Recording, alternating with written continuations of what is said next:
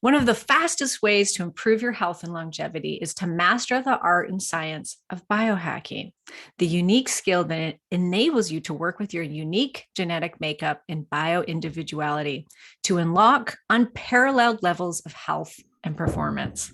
That is a quote from my guest today, Angela Foster. Angela is a nutritional therapist and health and performance coach. She is a former partner in a large law firm who left the world of corporate law after suffering burnout and recovering from a serious illness in 2014. Combining her expertise in nutrition and holistic health and performance with her extensive experience of the demands of corporate life, Angela has developed a unique methodology to help high achievers shift into optimal health for sustained high performance. Angela is also the host of top-rated podcast, the High Performance Health Podcast. You can find Angela at angelafosterperformance.com. So welcome, Angela, to the podcast.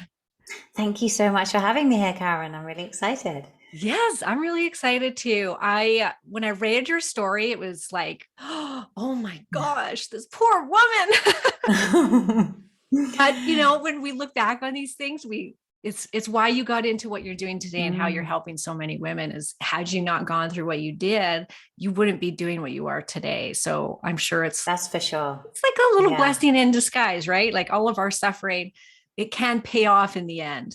And your story, I think so many women can relate to, women that are trying to raise children and run their own business, trying to do it all, and what the consequences are of that. So I would love for you just to tell us that story, because I know it's so Yeah. meaningful to so many people.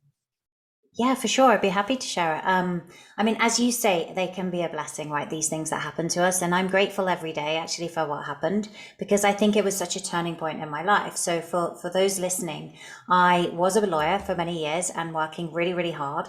And in my 20s, I think you kind of get away with a lot of things, right? You're very young, you can push the envelope at both ends. Law firms don't have, at least in the UK, in London, the greatest respect for sleep. So if a deal needed to get done, our sleep got shelved, particularly as junior lawyers, right? And we would work through the night, sometimes multiple nights on a row. And I just remember being utterly exhausted. I think there was one occasion I was leading a deal, and I think it was actually when Hewlett Packard merged with Compaq, and it was between California, India, and London. So you can imagine those time zones. We were just not able to sleep.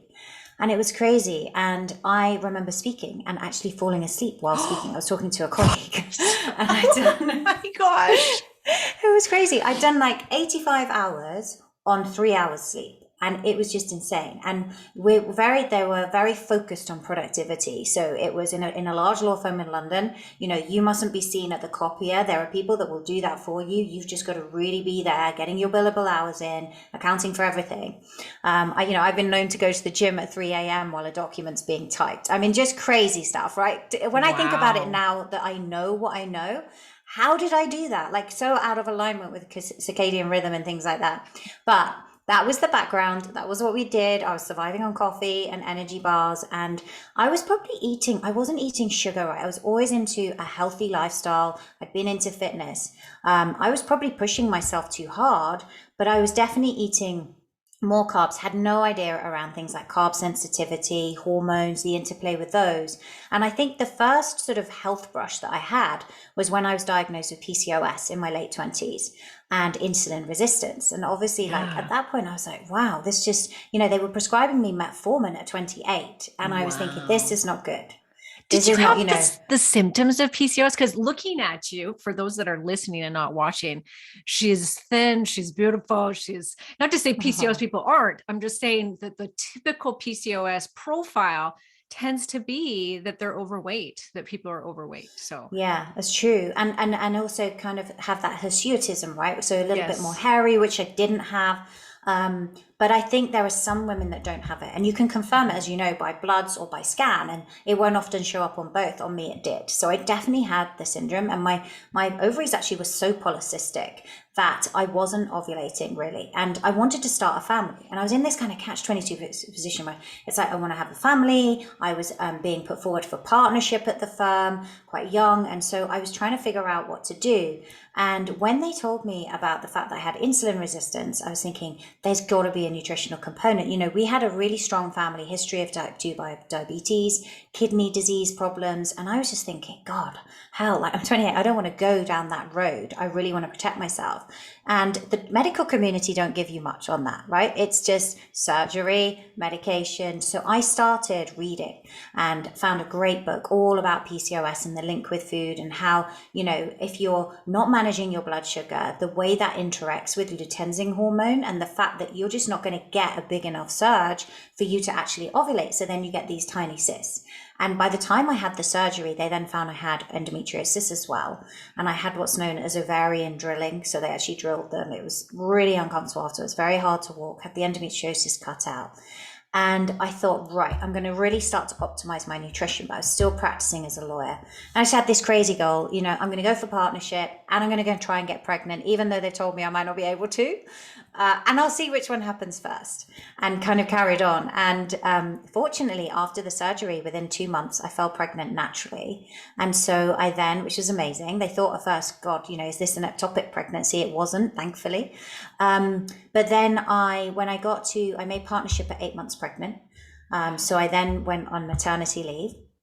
And it kind of hit me quite hard, because I realized that I was, you know, as a new partner, I was going to have to do more marketing, all these things. They were like, when are you coming back? But then I was also having conversations with my gynecologist around, you know, I don't want to stop at one. I'd like to have another child. And he was like, well, I would encourage you to think about it quite quickly before everything we've done regrows. Pregnancy protects you like against endometriosis quite significantly. So I then decided, okay, I'll leave it a few months, you know, wait till he's sort of 6 months old, and then I'll think about it. And then actually, by the time I was due to go back after maternity leave, I was 3 months pregnant. And this was how the kind of crazy world began. And this hit me like a bolt out of the blue. I knew I had a bit of postnatal depression, but I was really in denial at this point. It really hit me when I fell pregnant with my second child. And all the way through that pregnancy, I was kind of quietly Googling, not telling anyone, what is prenatal depression? Because I feel like I've got it. And then when I had him, and I had these 2 boys, 18 months apart, it hit me so hard. But again, I was still in denial, right? You know, yes. I was this successful lawyer. I decided to take a sabbatical. Okay, fine, I'm going to focus on my health for a bit. But, you know, I had a maternity nurse come, and she was like, are you sure you're all right? Like, I think you might have. And I was like, no, I'm fine. Until my second son hit 8 months old, and it was just this crash. And I remember, you know, going to see my doctor. I was like physically shaking, just unable really to cope. I didn't know, I was struggling to get out of bed. It was horrendous. And I received treatment for that. I got over it. I did lots of CBT. I took medication to get myself back on track to help me do the work. And then I wanted to have a third child. And I thought, I'm fine, right? I've done all the work. I've got healthier. I'm going to be fine. I'm going to get somebody to help me with the nights. And all the way through that pregnancy, I was fine until I had my daughter. And then it was just so fast. And this time it was, you know, I remember it just being, the thoughts of suicide were becoming more and more unmanageable. And I was sort of looking at it going like, how can I be the mum who takes her own life? Am I going to leave 3 kids? But I couldn't live with myself. And so it's like, for anyone listening, if you suffered with depression, there's this awful kind of guilt and shame and self-criticism that goes with it. And I just couldn't turn these voices off in my head. I was like, I just want peace. And the medication I'd taken before wasn't working. So I got referred to a psychiatrist. Now I'm on really strong antipsychotic medication, bipolar meds. And I was really struggling. And I think that, you know, genuinely, when you think about it enough, you can attract things into your life, right? We're manifesting all the time, whether we like it or not. Yeah. It's just that I was not manifesting in a positive way. And the kids got sick. I picked it up, got this flu, it developed into pneumonia, and then it got worse. They couldn't treat it with antibiotics, had a chest x-ray, and they called me to the hospital. They thought I had something called bronchiectasis. So I went in there thinking, okay, fine, we're going to talk about bronchiectasis. I have no idea what that is. And then when I arrived at the hospital, the consultant was saying to me, look at your lymph glands on the scan. And he kept talking about the lymph. And I'm just thinking, you know, people talk about the lymph when they're talking about cancer mostly. And so but I had these really high fevers. I was like, do you think I might have lung cancer? Like, I don't know what you're suggesting here. And he was like, well, it's hard to say you don't without a CT scan. So I immediately, fortunately, he could read it. I didn't have to wait for a radiography report. I had this CT scan thinking, what the heck? Like, I'm not even going to phone my mum. She's going to freak out. So they put me in this big donut with a dye, and I walked, literally, I hadn't sat down. I walked back into his office feeling terrible, and I said, and he goes, it's worse than I thought. And I was like, please, like, I've got 3 kids at home. Are you going to tell me I've got lung cancer? Like, what am I facing? And he said, no, you haven't got lung cancer, but you've got viral and bacterial pneumonia. I don't know how you're standing here. I can see all the ground glass opacity. I genuinely don't know, but I think your oxygen, when I'm seeing what I'm seeing, I think it's going to drop quite quick. And I don't know how you're functioning, but I have seen this before in women in their 30s, and you go downhill and mums just keep going. So and he was like, I said, okay, well, and he was like, this was in a private hospital. We're going to transfer you to the general hospital because we may need to intubate you, put you in intensive care. We don't know how this is going to go. It looks bad. And I was like, typical mom. I was like, okay, I'm just going to go and pick the kids up from school, and then I'll come and get my bag, and I'll come back. And he was like, I don't think you understand. Like, you're not leaving the hospital. Like, your husband needs to bring you stuff. This is crazy. You got to stop. You can't carry on. And it was weird because when I then was admitted, it was like my body just gave way. You know, they took some bloods. They said to me, you're neutropenic. And I know, right? Virally, there's no antibiotics that's going to help with that. You've got to rely on your immune system. So I was having oxygen, nebulizers, drips, all these things. And it was, the reason I say I was grateful, it was such a profound moment in my life. For the first time I lay there, I couldn't run away. I'd taken up running to try and run from myself. I couldn't run anywhere. I was so ill, right? And so, but I felt peace. It's like, Dr. Joe Dispenza talks about fevers and how it gives way to this lucidity. And I felt peaceful. And that peacefulness allowed me to reconnect with myself. And it allowed me to wake up. And I was like, what am I doing? Here I am thinking about taking my own life every day. Now I'm faced with potentially this could go badly wrong and losing my life. And I've got 3 young children, they're babies. What am I going to do? I had 3 kids within 4.5 years. They need their mum. It was like a wake up call. And that's when I decided I'm going to get healthy. But initially, it was like, I just want to get better for me and for my family. And then it grew from there. I retrained, I started understanding, and I just became so passionate about it and so passionate about helping other people optimize, their physical, mental, and spiritual health.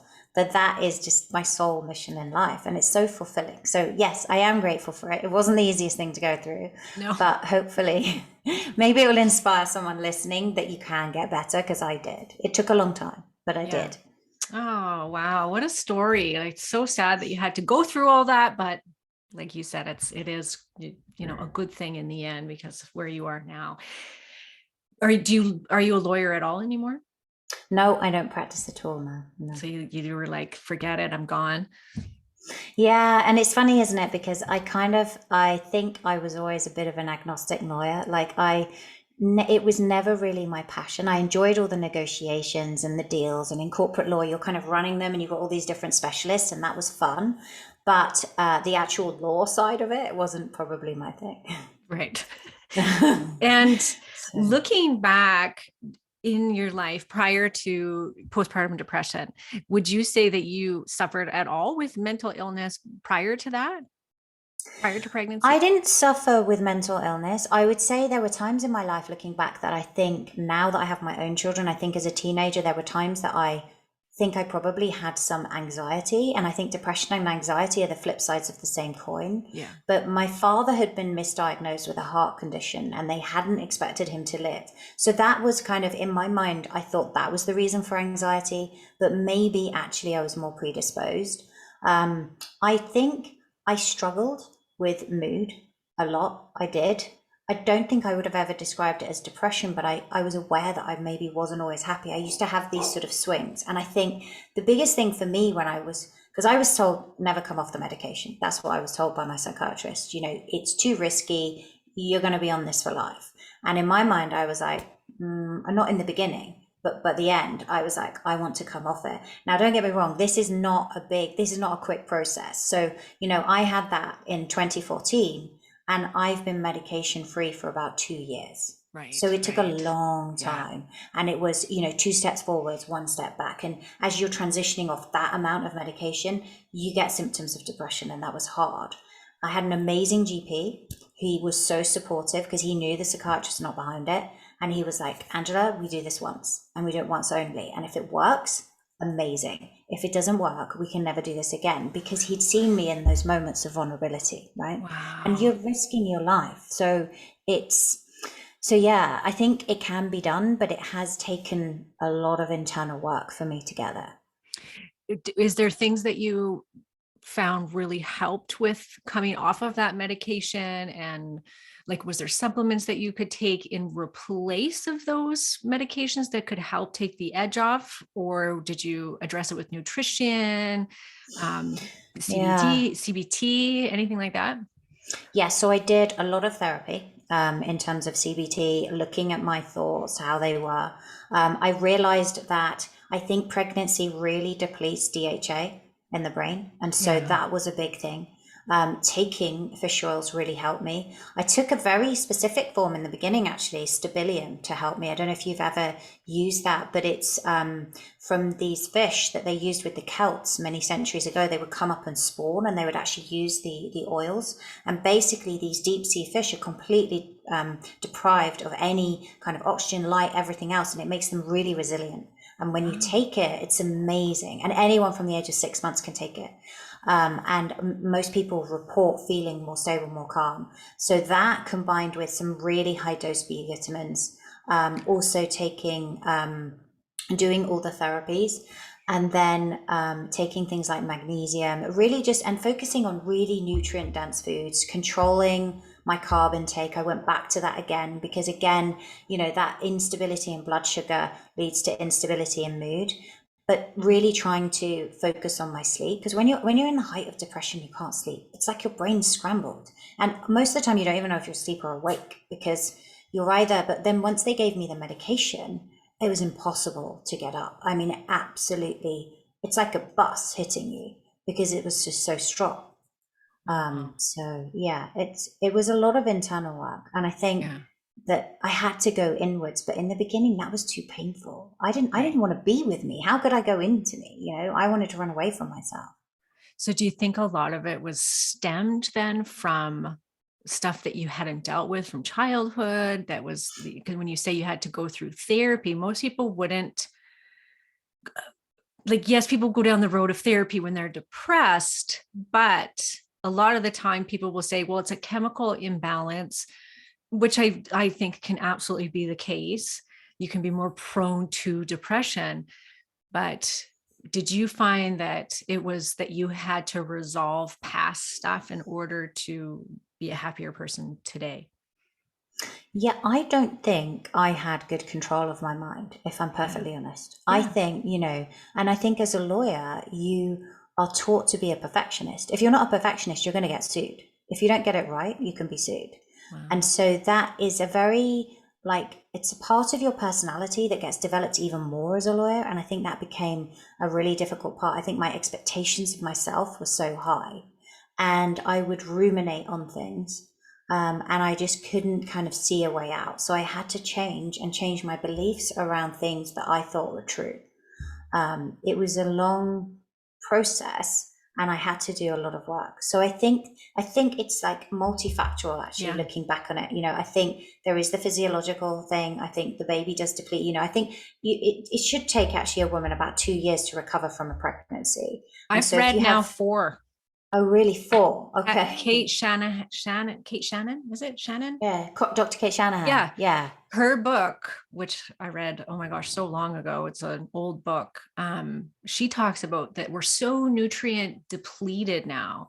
We should be waiting 4 years in between children because we need to, in order to rebuild those stores. So when women are having baby after baby after baby, like you did, we just deplete because the baby's going to take everything before we get it, Mm. right? So it just sucks us dry of all these really important vitamins and minerals and hormones.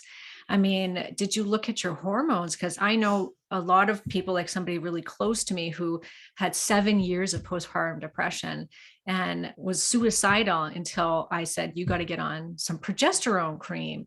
And it was literally 24 hours after she started progesterone. She phoned me and said, I can't believe how much better I feel. Yeah, that's amazing. And I mean, for me, what I found was, obviously, like that 4 years that you're talking about, 3 children in 4.5 years. I had 3 C-sections, 3 babies that had Wow. reflux, didn't sleep. I think it was the depletion more than the hormone imbalance as such. Obviously, my body had to return to it naturally, but I think there was so much depletion. And with the background as a lawyer, that's what kind of led to the burnout. Do you know what I mean? So Yeah. when Dr. Kate's talking about that, probably as a busy lawyer, I'd already depleted so much. Yeah. And I think that played a part. But I think there were some things, that I did have to. I think I was more vulnerable. I think there were things I had to work through. The hardest thing for me was looking back, probably did have disturbances in mood. So sometimes I would feel down. Sometimes I was much more upbeat and outgoing. I was one of those people that would be either into me or very outgoing. And I found that, but not in an irritable way, just more in an introspective way. And I think that was when the anxiety was there. What I found when I was going through depression the third time was I would have these dramatic swings. And I think that was hard on my family, really hard looking back, because there were days where I just felt I couldn't get out of bed. It was so physical. I would get out of bed. It was the biggest secret. I would go and do the school runs. It used to take my son like an hour and a half to pull me out of bed. I would do the school run. I just didn't want to talk to anyone because I just felt I'm going to burst into tears. But then all of a sudden, Karen, this is the worst thing. Then I would get these bouts where I would be on top form, amazing, loving it. I'm like literally up 5 o'clock in the morning. The house is spotless, everything going. I'm like super mum. And I would think I'm better. And in the beginning, I used to say to my husband, oh my God, I'm back. I'm back. I've got the same energy. And he'd believe it. I believe it. But that was what preceded the crash. And what I realized was the bigger the high, the bigger the crash that was Wow. coming. So I learned to understand it. And I think that's why they were so nervous of me coming off medication, because they were worried I was going to trip into bipolar because of these swings in moods that I was having. So I really had to try and focus on that stability of mood. And I'm religious about practices like meditation and gratitude because it's grounding. It helps me, and I wouldn't be without it. So it was one of the biggest things in my recovery. Wow. Well, thank you for your honesty and sharing your story, because it's not something that people like to talk about, because you have to be vulnerable in order to talk about that kind of stuff. And like you said, like we feel like if we have mental illness that we're less of a person and we're ashamed, and it needs to be talked about more, especially when it comes to motherhood and working. And what women are trying to do in this day and age is crazy. Like we put Mm. so much on ourselves, and we're seeing the toll of that. And I would say every second woman I come up, no, maybe not that much, but I would say a large portion of women that I work with are on antidepressants, whether it's because they're going through perimenopause and that's how their doctor's treating their emotional instability, or they're women that are, yeah, they have children and they're overworked. And it's just sad. It makes me like, oh, women, because we have no community anymore. We used to raise our Mm. kids amongst a community that everybody was So helping true. you. And now we're locked away in our homes by ourselves with our kids. And I look back on those days and I just am like, I can't even, it's hard for me even to look at it. What I went through with both kids, same thing, 2 C-sections. Both kids had reflex, would cry and had like the whole colic thing. And so, yeah, It's days so on end, hard, if isn't not it? sleep. Oh my God, you feel like you're going to lose your bloody mind. And Mm. it goes like that for years. Did you just watch the new Netflix show that came out called Lost Daughter? No, I haven't. Okay, it's not that good, but I Okay. watched it all. It has a really great actress in it. And so the same actress that played the Queen on the Netflix Right. series, The Queen. Oh So it's yeah. her. And it's just this very kind of quiet film.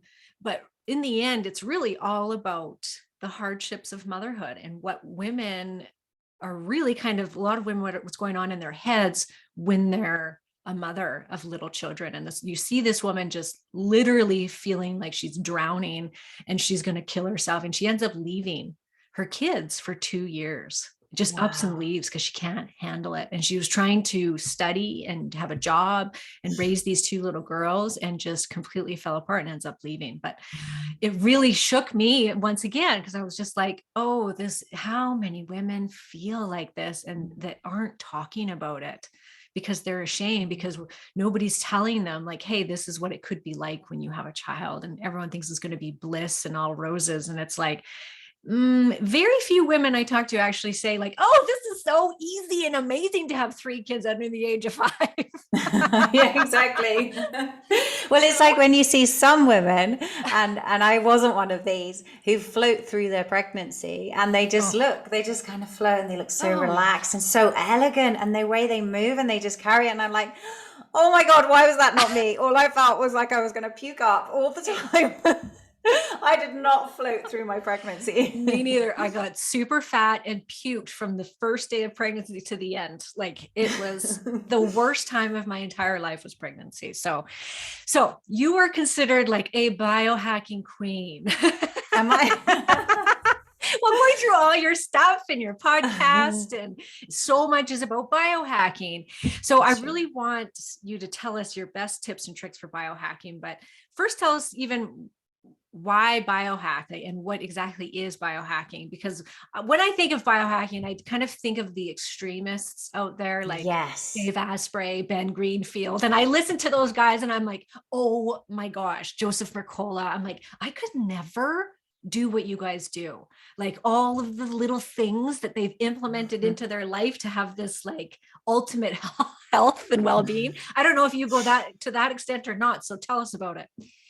So I think like biohacking is basically an art and a science, right? It's a bit Yeah. of both, of working with your unique biology to optimize your health and get the best results, right? It's ultimately a way of unlocking the best version of you, the most healthy, the most vibrant version of you. And I think people can take it to different degrees. If you are already using some kind of wearable device that you're tracking things like your sleep, and then you're making changes, you're already becoming a biohacker, right? So on a very basic level, you're now biohacking because that's what you're doing. You're changing things based on what you see.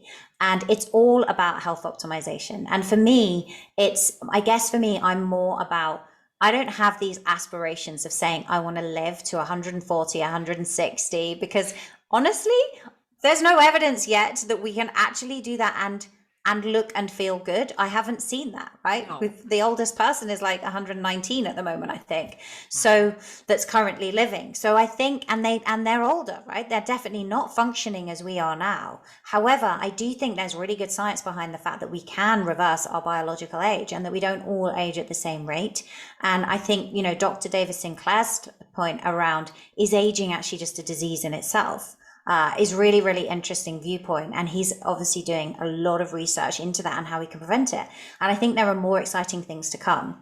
But I would say, if people can start to understand their biology and how it works, and understand that things like cookie cutter diets don't work because actually we're all so different, and really come to that from a place of kindness and support to yourself and being a friend to yourself, and thinking, well, actually, hang on a minute. Yeah, I might have these genetics like I do that are not great. My parents seem to hand me the worst of both, right? And just say, here you go.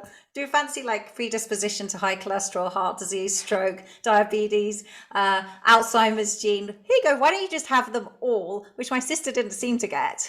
Yeah, same um, with me, yeah. Angela. I got Oh, all the, well, really? I didn't get the diabetes, but I got like Funny. the ApoE4 and all the other stuff. And my Yeah. sister, she's just like, she's done way She's better than okay.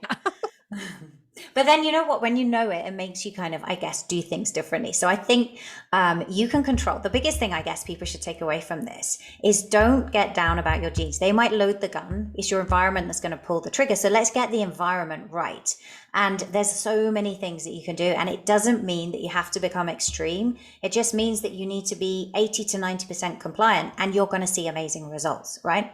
You're going to see great results. And I think that when you can start to do that and understand how your body works, it's very, very powerful. Just like with the PCOS, right? When we were talking about that, there is a link with insulin resistance. I was not managing my blood sugar. Now I know that I have crazy problems managing my blood sugar. When I put a CGM on now, if I am not diligent, it's very difficult, even though I do all of the things that everyone talks about. I weight train to improve insulin sensitivity, right? I fast for 12 to 16 hours a day. I get really good quality sleep. I don't eat unopposed carbs. I could put protein things. I do all these things that we talk about. However, if you give me, I did this experiment that I shared on Instagram. I decided, right, I'm going to have a piece of sourdough toast with a little bit of peanut butter and see what happens to my blood sugar. And here we go, shoop, straight up, right? Spike. I don't know how you convert it in Canada, but it's like 10.9, right? So it goes completely out of range. And sometimes I've had a celery and carrot juice, and it's gone up to 13 point something, right? So I have crazy problems trying to control my blood sugar. So it spikes up. So then I was like, right, let's repeat the same thing tomorrow, the exactly same size piece of sourdough, but now I'm going to add some scrambled eggs on top. And it only goes to 7.5. So then the next day, I'm like, right, let's remove the sourdough. We're going to now stick with the eggs and add some bacon and avocado, 5.5. And so you can see like it's a dramatic difference. And I think the more people can do things like that, right? That's really what biohacking and optimization is look at what's going on and see those results and realize that you feel different and you feel better when you eat better. Does that mean that I never have sourdough? No, because I have a slightly secret addiction that I'm trying to overcome. But, I know that I can do things better and I can do things differently. And I can have a 28-day cycle, which I didn't used to have. I used to go a full year with no period in my 20s. So now I've mastered that, and that has better health outcomes for me, right? We know that every ovulation event is important. It's protective. It protects your bones. It protects your muscle mass, protects your brain. It's really important to do those things. And I think if we can educate people to understand that you can work with your biology, you can understand it better, and you can, I guess, to a degree, manipulate it for a better outcome, then we're all going to live healthier, happier lives and live longer. Yeah. I just had my first Cgm experience. I interviewed one of the CEOs. And so they gave me a free one for a couple of weeks. So I got to see what was going on, and I loved it. I mean, if it wasn't so ridiculously expensive, I would do it all the time, I think. Yeah. But here it's addictive, isn't it? Yes. But here it's like, it would cost you about $400, if not more, a month to do it. Wow. Yeah. Wow, that is expensive. At least with NutriSense ones, because NutriSense, I do believe, was $200 for 2 weeks. So that's American too. So it'd be over 400. Anyways, interesting. I had sushi one night, and that was the highest in the 2 weeks that my blood sugar spiked. And she said it was very common that sushi is a horrible blood sugar spiker. And so, and it didn't even have hardly any rice on it. But anyway, so it shot up super high. That was the highest it had gone. A couple of days later, my husband decides to make homemade donuts. I don't know why, Angela. This is weird of him, but he was like, I'm going to make donuts. So he gets out oil and makes these big, huge, deep fried donuts. So of course I'm going to have one. How can you not? How can you resist? Come on. Anyways, interestingly, my blood sugar had a little tiny blip and came right back down. I'm like, because of the fat. What? Yeah, it must have. I was just like, this is crazy. So I should be eating donuts and not sushi, which I know I'm not supposed to be eating donuts. But I just thought it was so interesting and such proof that, look at this. You think you're doing well because you're eating sushi. A lot of people consider that a real health food, not donuts. And so it was just like, wow. So what would you say your favorite tools are? What should we be prioritizing when it comes? Because a lot of this stuff gets expensive. You start getting into Aura rings and wearable devices, and there's so many ways to biohack our systems now, testing and lab reports. And so what is your favorite that you use in your practice, and why? So I would say, first of all, you don't need to buy anything, right, until you've got the basics right. Definitely, for sure. Yeah. So when I talk about shifting into optimal health, that is sleep, optimizing your hormones, gathering some insights, but you can start with journaling. That's the I. And then the way you fuel your body and mind, and the way you train your body and mind, right? So that's and these are all lifestyle things that you want to do. However, as you know, I do like looking at people's genetics just because I think it gives us pointers, right? So if you can see with someone like myself, it wasn't available when I found out I had PCOS, or if it was, it would have been tens of thousands to do a DNA test. This is simple. You're only ever going to do it once. You don't need to keep doing it as long as you're testing enough panels. And then if you see that you're carb sensitive, now you know, right, okay, I need to be a bit more careful. Or if you're fat sensitive, then actually maybe the keto diet isn't going to be as good for you. And maybe that's the reason that you're putting on weight with it, whereas your friend is getting or your partner's getting amazing results. I think that the CGM is really useful to work with for a short period, because you probably had a ton of insights like that you can carry forward. And you are intelligent and into health optimization such that you know that blood sugar stability after a donut is not a reason to eat a donut every day. Definitely not. I had a similar thing. It was my birthday and my kids said, Mommy, we're going to make you a cake. And I was like, okay, amazing. I don't really eat cakes. And they said, but you love cheesecake. And I was like, yeah, I do love cheesecake. So they decided, oh my God, how can we make it as high fat, high sugar, high calorie as possible? I think it had something like 800 calories a slice. It was a Kit Kat chocolate cheesecake. It had Kit Kats rows all around the outside. Delicious. So it was amazing. I felt obliged to have some. But what was really interesting that I noticed after that is I didn't get the spike either, but my blood sugar stayed a little bit higher all the way through the night. And when you look at something like, there's a device called Lumen that you can measure your respiratory exchange ratio and see, am I burning fat? Am I burning carbs? Actually, I woke up as a carb burner. So actually it's weird, but it's all kind of happening all the time. So you're not moving into that fat burning mode. So I think these things can be useful for you to start to understand, but then you may not get the full benefit unless you're working with a practitioner like yourself, someone like me, like a coach to help you understand it. And actually, if you're working with them, you may not need to invest in all the other stuff because they're going to give you really good, valuable insights, you know, like, for example, if you do that, you're probably not going to be controlling it particularly well for hours afterwards. And you're going to wake up. And that's why I think we wake up, you know, when you've had like a dinner party or something, you've eaten a lot of food, you've eaten late, you bizarrely can wake up hungrier than when you ate earlier and you had no alcohol and you had no pudding and it was like really, you know, steamed fish and veg. It's crazy how that happens, but that's because of the way it's interacting with your blood sugar management and what you're burning. And I think that's really important. And I think if you raise your blood sugar too quickly as well, you're going to see more of a dip. Sometimes people wake up at night for that reason. And obviously the body's mechanism then for bringing it back up is to release adrenaline and cortisol. And now you're awake and you're wired. And so it can be difficult. So I think these things are useful tools. But I think this, for me, sleep is the foundation, because if you nail your sleep, everything else is easier. It's really hard to resist the donut when you're underslept. You know, naturally your hormones change anyway. Your ghrelin goes up by about 20%. So now you're more hungry. Your leptin reduces by about 15%. So now you're actually not noticing that you haven't got the cue that you're full anymore. And you're on that kind of thing when you're underslept of like, I just fancy something all day. And generally it's caffeine and sugar, right? Mm-hmm. So I think if you can nail your sleep, and that's why I love the Aura Ring, because I think it helps you to do that. It's a good tool, and it relatively over time, I know they've now made it subscription, but it is inexpensive in terms of even the monthly subscription that you will pay for the amount of data you get. You can measure, you know, like we can talk if you want about heart rate variability. That's such an important metric for people to understand. Yeah. Do you want to? Yes. I've never talked about that. So let's talk about that. Okay. Yeah. Amazing. So, one of the things you can do on the Aura Ring and the Whoop strap, and I think the Bio strap, is it measures your heart rate variability while you sleep. So the heart is not designed to beat like a metronome. So if somebody they take their resting pulse and say it's 60 beats per minute, it's not going to be 1 beat per second.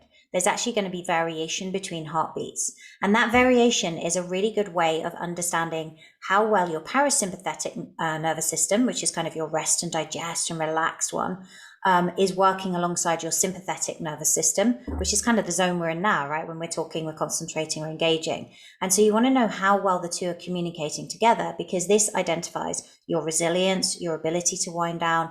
It helps improve your hormonal balance in terms of hunger hormones, fat burning hormones, sex hormones, everything, stress hormones. So understanding that is a really good metric. Now, if you're tracking it at night and you've been going through a very stressful period at work or in your relationships, maybe you've decided it's January, I'm going on a diet, which I don't agree with. It's not a good thing necessarily to do. It's quite extreme.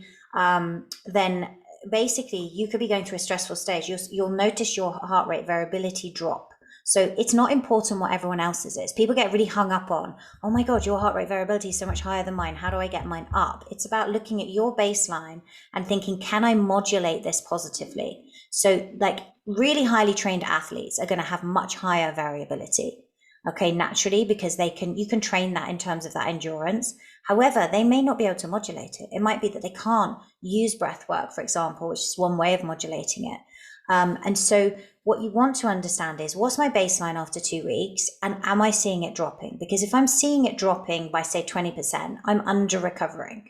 But if I see it drop by 40%, I really need to pay attention. I don't need to go and do another CrossFit workout or hit it, on the trails today when I'm underslept and really tired, because my heart, what happens is when you're stressed, the heart decides to try and create order because there's disorder in the body. So this is a sign that you need to slow down and rest, and then it'll rebound and come back up. So that's one of the things that I love. I think it's a really good metric for people to understand. Okay, so can you explain that a little bit, the variability? So we're looking at how it's going up and down, and we want it to have a lot of up and down. Is that what you're saying? Generally speaking, yeah. So and that's telling us that we're going in between para and sympathetic. It means that the two systems are communicating well, and you are able to meet the demands of your lifestyle effectively. So you are a resilient human. You can meet those demands. Whereas, so if you were looking at it, you'll see it kind of go up and down like this, because you might have a beat here and then one's a bit quicker and then one's a bit slower. We want to see that variability. Whereas when it starts to go very, very uniform, the same, more metronome-like, this is when the heart is trying to create order, because there's disorder in the body. And that could be because you've been overtraining. It could be because you're really highly stressed. It could be because you've had too much alcohol, you underslept. So you can start to see these. It could be that you have a parasite or you have some food intolerances. All these things could affect it. But it's a really good metric of you checking in every day with yourself and looking and going, well, what was my HRV last night? Was it good? Because you can't control it. It's being assessed while you're asleep. But you can wake up and look at it and think, okay, well, maybe I'm going to adjust things a little bit today to take account of that. And you might see that when you've exercised hard, there's a drop off while you're recovering, but then it rebounces, and actually now you are getting higher heart rate variability. So you know you're going in the right direction, because what you're doing is improving things overall. Alcohol is terrible for HRV, so is dehydration, and alcohol is really bad for REM sleep as well. And REM sleep is important. Deep sleep is also important, but REM sleep is important for memory, for focus. It's important for emotional resilience. You're not going to be able to meet the demands so well. So there's a kind of link between REM sleep and HRV as well. So I think when you start to understand these metrics, that's essentially what biohacking is. You can really start to optimize your health better. Yeah, I knew nothing about the heart rate variability. I recently just bought my first wearable device on Amazon, and it was telling me what my heart rate variability was. And I'm like, who cares? I ended up actually sending the watch back because I have a bit of a problem with these wearables. And I want you to tell me your opinion on this. The EMF waves that are coming off of the Fitbits and the Oura Ring. I mean, it's a constant EMF connection. Like you can't turn it off on Fitbits. My understanding is the only one that can be turned off is the it starts with a G. What's it? Garmin. Garmin. Thank you. Okay. That one. You can turn off the Aura as well. So that's one of the benefits. And then you can upload data. With Whoop, it's harder because the Whoop, it just takes longer to give you information. Whereas you can have, so for example, I can have my Aura on, sleep all night, and literally within 1 minute, and you can take it off, put it on the stand and upload the data. So that when you, in the morning, you can see it within 1 minute, exactly how you slept. So it isn't communicating. If you wanted to have it communicate with you to remind you to get up, to do more steps, you can, but it doesn't have that same EMF exposure that some of these devices do. And they often shine a light constantly onto your wrist. Yes. And they're communicating with your phone. Yeah, like the Apple Watch. It's just like bing, bing, bing, bing, messaging you. It can't be good. No, it can't Yeah. be. I just think that even if it's just a little one going off, like they try and downplay it when you read about Fitbit and stuff. It's like, oh, you get more off of your cell phone, which I'm sure you do, but still, like we shouldn't be compiling these EMF waves all Mm. the time, right? So Yeah, I I don't agree. know if what's the best, like, should we be using then like something like the Garmin that we could actually turn off, or the Aura that we can turn off and take time away from it? I think it's better. And I think the Garmin, I don't know on the most recent ones, but I think they're looking still more at the wrist movement, whereas the Aura is looking at the blood volume, which is why it can do things like measure O2 saturation.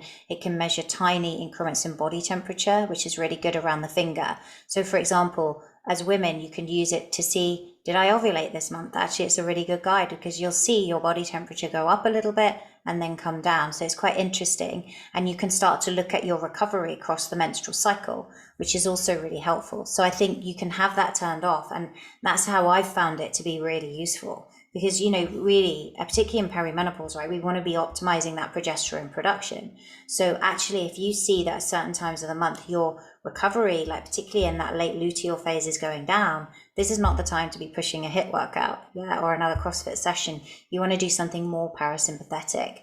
And so you can really work intuitively with your body. So I do think, and I have it in that mode where it's not communicating all the time, but I think the data is so valuable that there are health benefits.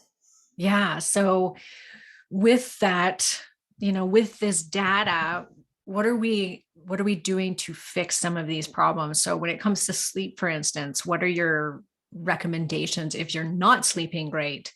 Obviously, cut back on the drink. I always think too, like the drinking, you can tell that like even I haven't drank in for over 10 years, but if I don't have a good night's sleep, I feel hungover and I eat Mm, like I'm hungover. mm. And so I think so much of the alcohol, like it's bad for you in every which way. There's nothing good about it, but it has a lot to do with the fact that you're just not sleeping well. And that's why you eat the way you do the next day. Yeah, I agree. And I think alcohol, as I say, is a big disruptor of REM sleep as well. So if you're having alcohol, you want to make sure you're having it at least 3 to 4 hours away from bedtime, and that you're not drinking a lot of alcohol, right? So there's some evidence in the blue zones that they live longer and they seem to have a drink, but they definitely don't go out and drink, a whole bottle. That's not what they're doing. But I think that what we were saying with sleep, Yeah. the two biggest cues that you have is light and food, right? So we have our clock gene, or a series of clock genes, and the master clock is the suprachiasmatic nucleus, which is behind the eye, and that communicates with the other ones, including you have clock genes on your liver. So like liver detoxification is upregulated at night. And they've done studies where they've shown that people who are sitting in bed on their mobile phones exposed to blue light, they actually find that it delays liver detoxification, because No. this master clock, yeah, is sending a message. It's still daytime, no need to detoxify yet, liver. And so it's really important. So light exposure has a huge impact. And what you want to do is, obviously melatonin is produced by the pineal gland. The earlier in the morning, what you do this morning sets you up for a good night's sleep tonight. So the earlier you go out and get access to that sunlight and that blue light natural from the sun, it's going to store up melatonin for later, increase cortisol so you can get up and get going about your day. And understand that cortisol and melatonin have an inverse relationship. You can't have them both produced at the same time, which is why when you're stressed, one of the reasons you can't sleep.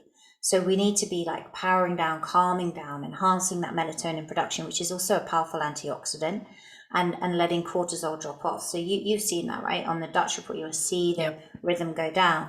And light is a big cue. So minimizing it, wearing blue light blocking glasses, putting candles, or having red light therapy, things like that in the evening is going to be better. Just putting a red light on in the background.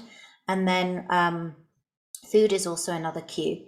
So we are genetically, some of us are morning types, some of us are night owls, some are more mixed types. And so aligning with your chronotype is going to be good. But say you want to kind of nudge things one way or the other. The earlier you eat in the day, the earlier that cue is going into those clock genes, you're going to actually be able to go to bed earlier that night. So that's something you can use, which is why with that intermittent fasting, actually the results seem to be better if instead of really extending it late in the day, you bring that fasting, you actually break the fast earlier and start the fasting period earlier, if that makes sense. Like, you mean end eating earlier? Yeah, Yeah, you're right. And Rather, because also, everybody's doing it the other way around, where they're kind of eating later in the day and then fasting a good portion of the daytime. So you're saying yes. kind of eat at breakfast and stop eating early in the night. Yeah, so Yeah. even with someone like, say you were doing a 16/8, if you were eating between 10 and 6, so you might be having a slightly later breakfast, and you're going to have lunch around 1, then you have your dinner at 6. Now you're going to get a really nice fast until like 10 o'clock the next morning. But if you're going to bed at 10 p.m., you've had like 3, 4 hours, you've finished eating, which is so much better for you because we don't produce, most of the growth hormone we produce in our 40s and beyond is produced during deep sleep. So we want to really optimize deep sleep. If we're busy digesting food, we won't be able to. However, also, growth hormone isn't produced in big quantities in the presence of insulin. So if you're eating right up to bedtime, you're going to have some insulin circulating that's going to mess up with that growth hormone. And growth hormone is important, right? Beauty sleep does exist. That's what's going to Yes. repair your skin and your gut and all these things. So it's important. So yeah, the food and the light are the two things to nail first, to really, really optimize your sleep, as well as the relaxation. And then there's supplements you can use, right? There's certain things like stacks that I find work super well in terms of sleep optimization. You want to just tell us a couple of those? I can give you a few, yeah. So Nobody sleeps well anymore, Angela. So they don't, do they? No, I know. yeah. And it's funny as well. Even the people that think they sleep well, when they start to track it, realize, oh my God, I don't actually sleep as well as I thought. So everyone universally pretty much needs to sleep better. Well, I find that, so some people talk about CBD, and I was having a discussion actually on my show, which I'm excited to interview you on next week. But I was interviewing one of the guests today because he was talking about CBD and how amazing it had been for him. And I'm going to retry it because I so far haven't had amazing results with CBD. So that's kind of an open point for me, but I know people who do, definitely. I don't know about you. Have you tried CBD for sleep? Well, I am a severe insomniac, have been Okay. since my first child. It was like some sort of switch went on about 6 months after I had, no, longer than that, a year and a half after I had her. It was just like this switch went and I couldn't sleep anymore. It was crazy. Anyway, so I was on prescription sleep medication for 10 years. Then my doctor said, you can't take this anymore. I'm going to put you on an antidepressant instead. And I was like, no way. I'm not doing an antidepressant because I'm not depressed. And so I went out on my own and decided I'm going to figure something out. And at that time, marijuana had become legal in Canada for about a year. Oh, So I tried the interesting. CBD, nothing. I was like, no, I tried smoking it. No, just got stoned and I didn't like that. And then my sister told me, my younger sister said, you got to try these gummies, these THC gummies. She's like, she just knocks me right out. And so has been using them and so. And I'm like, okay, well, it's worth a try. I'll try anything. Tried it. It flipping worked. And I was like, oh my Really? gosh. And so I switched it because they were really expensive. Now I take like a THC oil. And I find that CBD does absolutely nothing for me, but the THC does. And so I use Does. straight THC oil. I'll have a couple, I think unfortunately, you get adjusted to it. Hmm. So I started with like 4 drops. Now I'm at like 16. So I'm trying to, I did interview Bonnie Goldstein. I don't know if you've heard of her. She wrote the book Cannabis Is Medicine. Okay. She's brilliant. She's actually a pediatrician and now she's Oh, using amazing. marijuana in all forms in her practice and she's brilliant. Anyways, she talks about that in her book, which is your body, you do adjust to it and you have to start using higher doses. But if you mix THC with CBD, you don't get that adjustment as much. So you won't have to keep raising the dose. But I just Okay. don't find that CBD does anything. So I'm like, That was so the same anyways, for it me. works. Yeah. Yeah. So if you Yeah. can't try are you guys Straight legal THC. in No, I England? don't think we No, are in no, England. No. but you probably can get it. So Hey. You probably can get it. Yeah. Shh. You can get most things. Exactly. Yeah. I actually told a client yesterday who was in New Zealand because she was saying how much of an insomniac she is. And she said, I smoke dope every night in order to get to sleep. And I said, well, have you tried edibles? And she said, oh, I tried CBD and didn't do anything. I was like, make your own oil. And she's like, that's a good idea. So I said, I used to do it when I was younger with herbals, right? You make the oil, right? So you could put the weed in the bottom of a jar and just put MCT oil or olive oil and keep it in your windowsill for a month. And that would infuse the oil. I don't know how well it would Amazing. work, but Yeah. But she's going to give it a go and he's report going to give it back. a go. Yeah. Yeah. Oh, that's amazing. Yeah. So I'm yet to kind of, I guess I'm going to try that now. I was going to thinking about retrying things like CBD because I haven't, as I say, had massive results. I can get my sleep pretty dialed in with some other things. So I found magnesium is definitely a go-to for me, Same. 100%. And I think when you combine that, sometimes just combining it with taurine, actually, which is a precursor to GABA, is also really good. And that could be very calming, particularly for women in perimenopause. So that's a combo I use. So, but even magnesium on its own. And then my ultimate stack is actually magnesium coupled with one tincture of reishi and one tincture of chaga. And I just find it works a dream every time. And I'm just like, my husband and I are we're just both there with our tinctures, and he absolutely loves it. And what's really interesting is he also has Graves' disease, and the chaga and the reishi combined have been lowering and improving his thyroid function. So it's been really interesting. Yeah, because they're so good for immune system. Yeah. So Wow. I good. tried reishi tea, but I didn't stack it like that. So I am going to try that because Try I it. I was love the thinking Wild Kingdom one. the Wild Kingdom. Wild Kingdom. Yeah. Yeah. Um, because I just thought last night, I'm like, I can't keep raising my dose of THC. Like I'm going to be like drinking a bottle of THC just to sleep. And I'm like, I got to find something else. I really like phosphatidylserine and holy basil. Those two Yeah, those are good combined, combos. but they have to be combined. They can't on Okay. their own. They don't seem to work as well. To combine, because one blocks cortisol and the other one just lowers the anxiety and helps you to Yes. calm the nervous system. So it's just that combination. I've seen it work like 98% of the time with clients, that it just works Amazing. super, super well. So there you go. There's another trick. So Yeah, that is another another hack. trick. Another hack. So you guys can all head over to her podcast because she's got a ton of biohacking advice and all different types of advice, all about like just performance and blending those two, like mind and physical body together, and how to optimize those things, and lots about DNA. And so, yeah, go check it out. And I'm going to be on her podcast soon, so you'll hear me on there soon. But yes, and so people can find you over at angelafosterperformance.com. And what do you have to offer people? How do you work with people?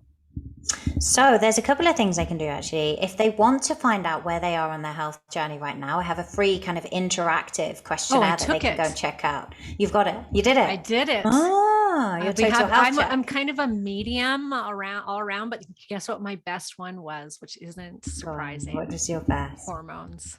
Yes. I am nailing the hormone situation. My sleep wasn't surprised. great because I take too long to fall asleep. And then there was training wasn't that great, which I was surprised because I put 5 days a week in of heavy lifting, but I don't know if. Oh, really? And you if didn't it was, score that high? I didn't score very high. I was like, oh, I thought I was doing a really good job lately of that. Maybe some of the others were low, but so people can, it's fun that you've done that. So they can go and do that. That's at yourtotalhealthcheck.com, and you get a free personalized report. And as Karen says, you can see your overall score and then the different components, and we help you optimize those areas. And then the podcast is High Performance Health. I did release a book that I co-authored actually with a friend of mine called Rethink Health, which is on Amazon. So that's Rethink Health, Live Younger. That just came out recently as well. So that's available on Amazon and pretty much any Amazon. You can find that. So that's pretty new. And then I'm always on Instagram. That's probably where I share most of my content, at Angela S. Foster. And then my website is Angela Foster Performance. So all of those places you can come and find me. And I'll link to those in the show notes, and link to the quiz that she has, because it's a great quiz to take. It doesn't take long either. So It's great. No. Well, It's got a thank high you. compliance rate, actually. So Yeah. yeah, it Oh, must be good. fun. So Yeah. yeah. Yeah. All right, Angela, thank you so much for coming on the show. I appreciate it. Thanks so much for having me, Karen.